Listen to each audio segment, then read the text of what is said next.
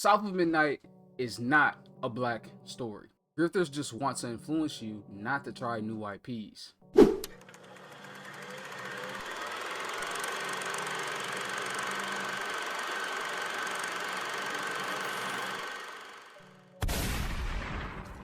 It does feature a biracial female lead, but the story itself is around Southern folklore.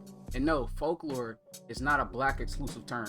At the time of this recording, I have finished South of Midnight, and this will be my full review and recommendation. Before we jump into the review though, I have to point out the conversations held around this game and how even the good reviews are presented in a negative way just to gain views. The trend over the past few years around gaming has been to complain about inclusivity and simply to farm hate views. Rage bait, for the more popular term.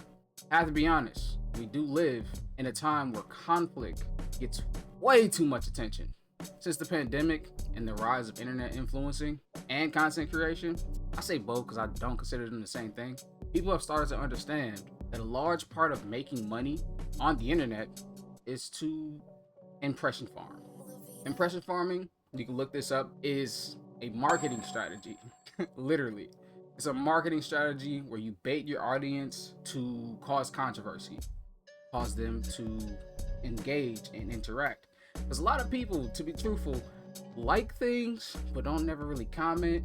But because engagements lead to more money, a lot of terrible content creators and media and a lot of places entertainment, they push for engagement, and it doesn't really benefit anybody but themselves. So with that being said, views and engagements can be incredibly profitable. One of the only real drawbacks from this method of content creation used to be longevity. So why is that no longer the case?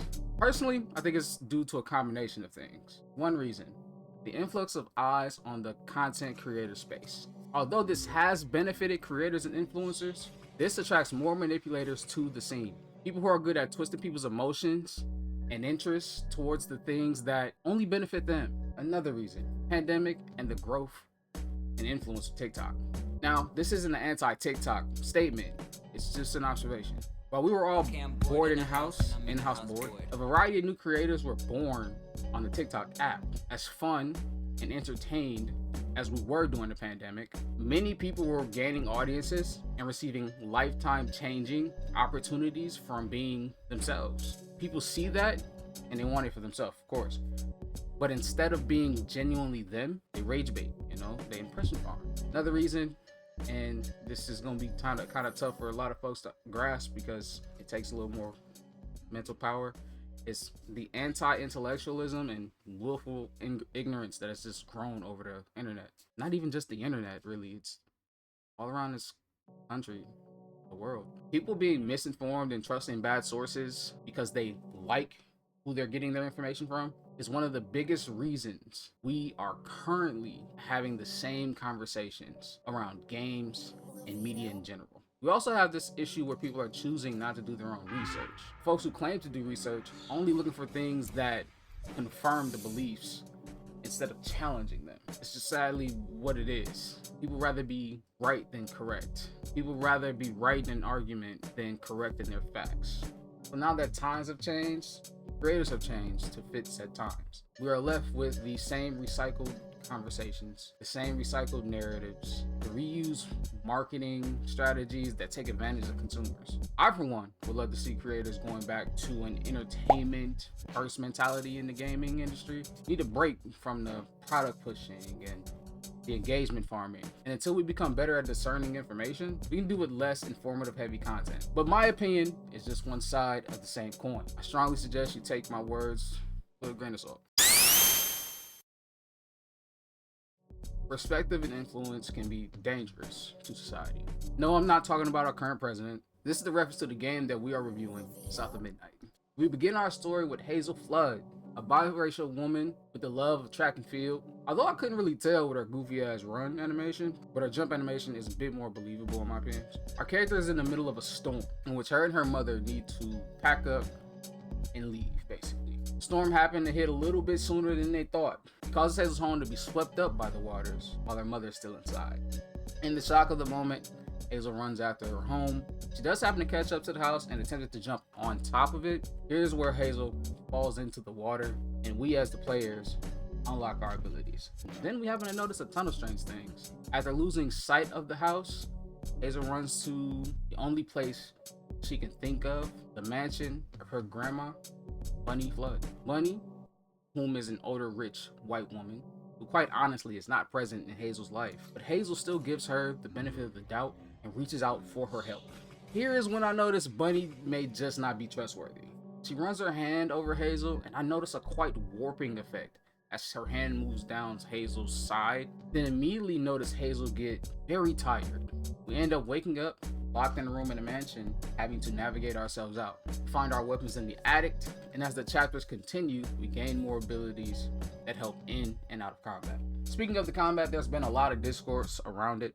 I noticed while going through the first few chapters, like the first 3 or 4, that you don't really have that many abilities, so the combat feels very limited. But this isn't a South of Midnight specific situation. This happens in plenty of games. Lots of games limit your combat abilities until you progress the story to a point or discover and unlock them through hidden means. This is where I think people are using their implicit bias to dogpile on the game in a less positive way. I personally enjoyed the combat outside of the camera while locking on to enemies being a little annoying. So me personally, I approach more fights without using the lock on mechanic. That allowed me to enjoy them a whole lot more. As we navigate the town of Prospero, we learn more about Hazel's abilities and the lore of this crazy town ruined by a flood.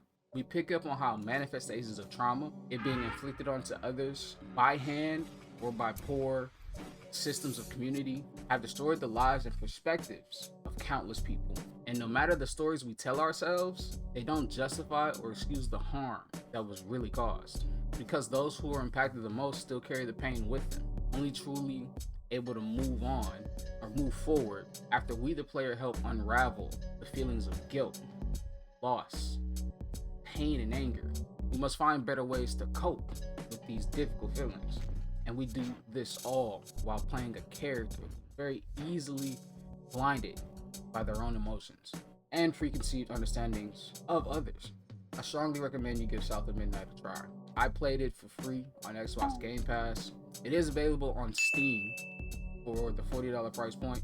That's the base game itself. Honestly, for how well this game is made, audio, that includes music, sound effects, just overall level design, the platforming, like the combat itself is okay. It's way more fun once you dial in and get all your abilities for sure. But for $40, this is a deal.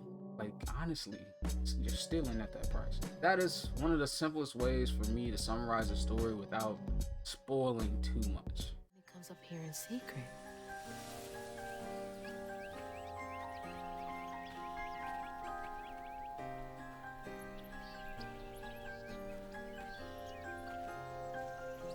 Sorry I woke you up, baby Sherry. You hush now. Going back to sleep, okay? See, nothing's ever really lost.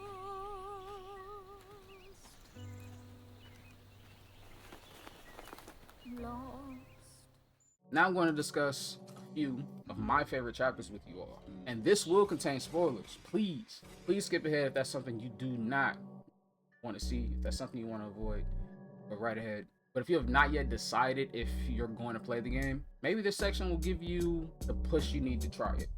My favorite chapters in this roughly 10 hours, 14 chapter game are as followed. Number 1, and this is in order, definitely in order for me. Number 1 is chapter 9, Webs and Woman. Exhausted, the wrong guard Hazel is close to old Molly's lair as he could. But with her growing power, she soared into a gust of wind. Imagine that. As she got closer to the house on the hill, the hair on her neck stood up. But to find her mom, she'd have to go through the haunted holler.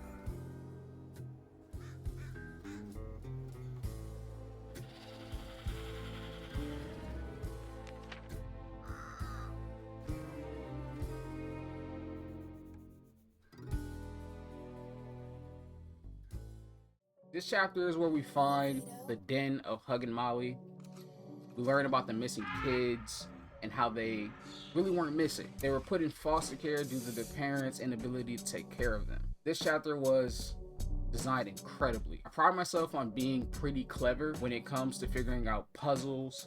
With this chapter, it had me stuck at a few parts, challenging me to use my brain a bit more. I will add though, this is the only chapter where I experienced any sort of bugs in gameplay. One bug was where I accidentally shot myself up past the House of Molly. There I kept running into invisible barriers that would kill and reset me. This led to me finding another bug. One of the traversal textures didn't load properly. I figured out how to move forward, then was presented with a difficult boss battle with Molly. It was you. It was you!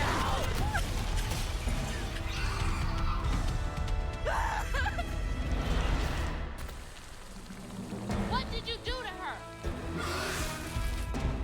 I say it was difficult, not in actual gameplay, but I had come to understand that Molly only wanted to help out, but our MC Hazel had not quite comprehended that yet due to her being blinded by her own emotions and preconceived idea of who Molly was. She believed she was hurting her mom, which if you paid attention didn't make sense. That is our character, Hazel Flood. She's a bit flawed. So it makes you enjoy the story that much more. You do see it grow. Number 2 on the list of my favorites is chapter 11, Muddy Waters. After being forced to fight Molly, we get introduced to 2 more mystical creatures that have very sad history, a mother and son spirit. The son, who we know by the name as Honey, is trapped in an endless cycle of playing hide and seek. We play with him for a little while, then he helps us out. But when we run into the mother, Altamahaha, who is in anguish because she has lost her child and is frantically looking for him. The entire time going through this chapter, I thought to myself how I did not want to fight these creatures. But then I was pleasantly surprised by the chapter's end. I was right. You are the baby Ayatunde lost when she escaped. You're just trying to reach your mom, aren't you? The river takes, the river gives, and Mama will search as long as she lives. Stay put. She might not recognize you. Let me protect you. Mama will be there in the morning. Mama will be there in the morning.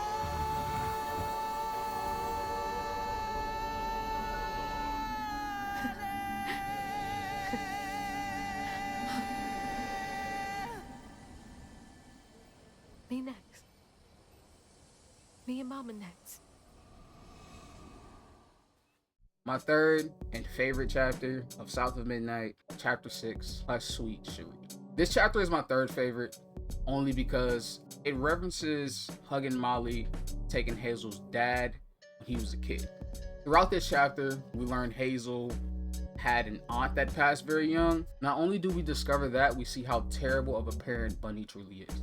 Here's where we should have put the pieces together to find out Hug and Molly was working with like CPS or something childcare related. But the way Bunny phrased it made Molly out to be the bad one in the scenario. While our MC Hazel is the child of a social worker who is seeing her grandmother neglect and abuse her children, why in the fuck did she not figure out CPS got involved with Bunny? I tell you, she's blinded by emotions and her preconceived understanding of others. Our MC had a lot of fucking growing to do. I had a few different theories come to mind while I played and after I completed this game, but we saved that for another video if that's something you guys want. Hint, hint, I think Hazel was dead this whole time. If I had to give this game a rating, which is something I want to move away from when it comes to video games, South of Midnight would get a 9 out of 10. I completely enjoyed this game and the way it tackles trauma and how it can manifest. Whether that be delayed cognitive development, the inability to express oneself, with the people you care for, the lack of empathy towards people in less fortunate situations, or the actual physical manifestation, which is represented by the mystical creatures in this game. Again, I do recommend you try this game whenever you are able to. It is only available on PC and Xbox, but I will remind you, I played it for free with Xbox PC Game Pass. Thank you for watching this video. Please leave a like and subscribe if you'd like to see more content or simply help another creator grow. My name is Jay Prince, and until next video, I am out. Y'all have a good one.